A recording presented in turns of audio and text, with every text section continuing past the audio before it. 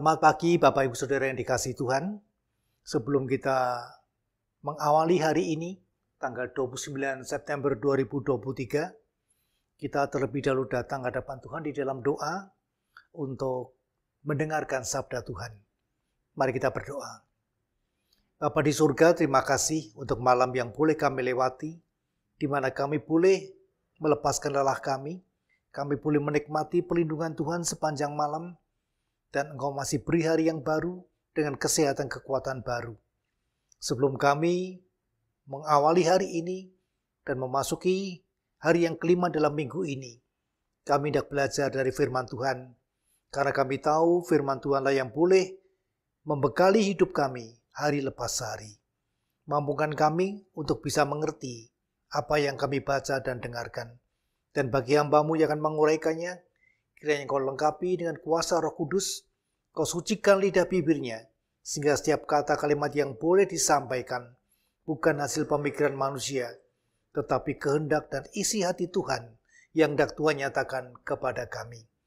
Berfirmanlah kepada kami, karena kami siap untuk mendengarkannya. Kami berdoa di dalam nama Tuhan Yesus. Amin. Bacaan kita pagi ini terambil dari Lukas 11 ayat 5 sampai dengan ayat yang ke-13. Lukas pasal yang ke-11 ayat 5 sampai dengan ayat 13 akan saya bacakan demikian. Lalu katanya kepada mereka, jika seorang di antara kamu pada tengah malam pergi ke rumah seorang sahabatnya dan berkata kepadanya, Saudara, pinjamkanlah kepadaku 3 roti.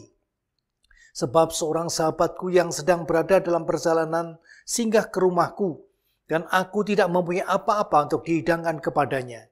Masakan ia yang di dalam rumah itu akan menjawab, Jangan mengganggu aku, pintu sudah tertutup, dan aku serta anak-anakku sudah tidur. Aku tidak dapat bangun dan memberikannya kepada saudara. Aku berkata kepadamu, sekalipun ia tidak mau bangun dan memberikannya kepadanya, karena orang ini adalah sahabatnya.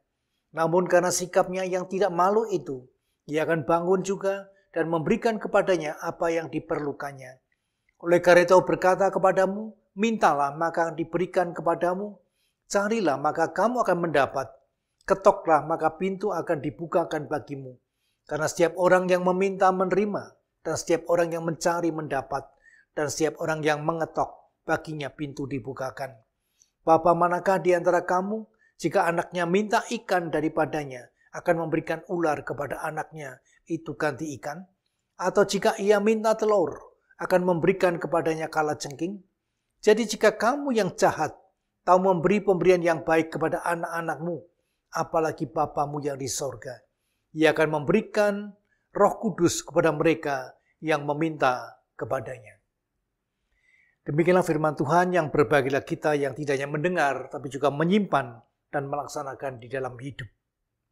Bapak Ibu sekalian yang dikasihi Tuhan, dalam bacaan di atas, Yesus meriwayatkan peristiwa yang sering terjadi di negeri Israel kuno. Seorang tamu tiba di tengah malam, dan tuan rumah tidak mempunyai makanan di dapur untuk dihidangkan kepada tamu itu. Tetapi tuan rumah tahu bahwa ada makanan di rumah seorang tetangganya. Dan memang di kampung-kampung orang tahu tempat-tempat di mana makanan belum habis. Oleh sebab itu tuan rumah pergi ke rumah tetangga itu, mengetok pintu dan berkata secara halus, Saudara, pinjamkanlah kepadaku 3 roti, sebab seorang sahabatku yang sedang dalam perjalanan singgah di rumahku, dan aku tidak punya apa-apa untuk dihidangkan kepadanya. Apakah respon tetangga itu kepada permintaan demikian? Yesus bertanya kepada para pendengarnya, apakah kamu dapat membayangkan bahwa tetangga itu akan menjawab secara kasar, Jangan mengganggu aku, pintu sudah tertutup, dan aku serta anak-anakku sudah tidur. Aku tidak dapat bangun dan memberikannya kepada saudara. Mungkin tetangga itu cenderung secara batin menjawab demikian, sebab dia serta anak-anaknya dibangunkan dari tidur, dan harus mengangkat palang yang mengunci pintu rumahnya yang akan menyebabkan bunyi yang keras. Tetapi pastilah tetangga tersebut akan menolongnya, meskipun dia lebih suka tetap tidur.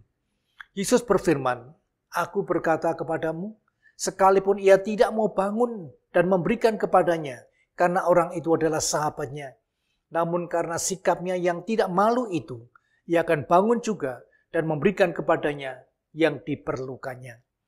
Dari perumpamaan ini kita bisa menarik suatu kesimpulan, yaitu jika seorang teman yang tidak sempurna dapat didorong menolong kita demikian, maka apalagi Allah yang adalah Bapa dan sahabat kita yang sejati, siap memenuhi semua keperluan kita. Manusia yang sering marah dan yang egois, yang sering mementingkan diri sendiri saja, tidak menolak permintaan temannya. Sebaliknya dia melaksanakan hal yang baik. Jika demikian, maka Allah yang memelihara semua ciptaannya, termasuk saudara dan saya, akan mendengar permintaan-permintaan kita di dalam doa dan dia akan meresponnya. Memang pikiran demikian terdapat dalam ayat berikutnya, di mana Tuhan berkata, mintalah maka diberikan kepadamu, carilah maka kamu akan mendapat, ketoklah maka pintu akan dibukakan bagimu. Karena setiap orang yang meminta menerima, dan setiap orang yang mencari mendapat, dan setiap orang yang mengetok, baginya pintu dibukakan. Allah memperlakukan kita dengan kasih karunia, dan Dia siap sedia mendengar setiap permintaan kita. Oleh sebab itu, dalam perumpamaan tentang tuan rumah yang meminta 3 roti pada tengah malam, dan dalam ucapan-ucapan yang berikut, Yesus mengundang kita untuk membuka hati secara bebas di depan Allah. Kita bisa menyebut semua keperluan serta keinginan kita di hadapan Allah di dalam doa. Tetapi ada keinginan kita yang tidak cocok disebut di hadapan Allah. Misalnya, ketika kita melihat seorang teman kita lebih berhasil dalam ujian atau dalam bidang olahraga dibanding kita, kita kemudian cemburu, kita iri, dan kita berharap orang itu gagal. Apakah kita bisa berdoa demikian? Yesus tidak bermaksud supaya ucapan-ucapannya dimengerti secara terlalu sederhana. Waktu Dia berfirman, mintalah, maka diberikan kepadamu. Dia tidak memerintahkan kita meminta supaya orang yang berhasil itu gagal dan berjanji bahwa orang itu akan gagal. Yesus mau supaya kita menyebut keinginan kita di hadapan Allah, dan dengan demikian keinginan kita diuji. Kita melihat bahwa keinginan kita seringkali tidak cocok jika berdasarkan atas kecemburuan, atas sikap yang mementingkan diri sendiri, atau atas kemarahan. Keadaan demikian atau keinginan demikian tidak sesuai dengan sifat Allah, seperti yang telah dinyatakannya melalui Yesus Kristus. Tapi barangkali keinginan kita bersifat baik, dan kita mau menyebutnya di hadapan Allah di dalam doa. Sebagai contoh, Paulus berseru kepada Tuhan 3 kali tentang sesuatu yang banyak mengganggu dia, sesuatu yang disebutnya duri dalam dagingku. Kita tidak tahu secara pasti apakah duri dalam daging Paulus itu.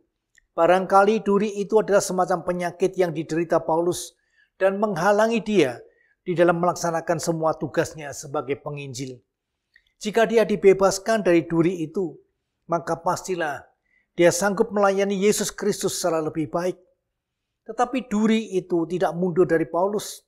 Sebaliknya Allah memberikan kepadanya pengertian yang lebih dalam tentang kasih karunia-Nya.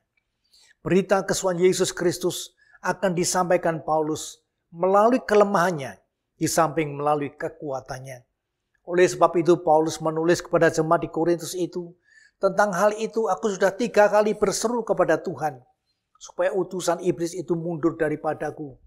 Tetapi jawab Tuhan kepadaku, cukuplah kasih karuniaku bagimu, sebab justru dalam kelemahanlah kuasaku menjadi sempurna. Oleh sebab itu, meskipun kita diundang menyebut keinginan dan keperluan kita di hadapan Allah di dalam doa, dan meskipun Allah siap sedia menjawab, tapi kita harus menginsyafi bahwa Allah sering tidak memenuhi keinginan serta keperluan kita sama seperti kita melihatnya. Dia adalah Bapa kita di surga, dan Dia tahu keperluan kita secara lebih baik ketimbang diri kita sendiri. Dia memelihara dan mengasihi kita. Kasih karunia Allah cukup bagi kita. Dia masuk dalam hubungan pribadi dengan kita, dan hubungan kita tidak dapat diputuskan. Jika kita beriman demikian dalam Allah, maka kita akan dapat menerima segala sesuatu yang dikirimnya. Kita mengingat kata-kata yang ditulis Paulus kepada jemaat di Filipi.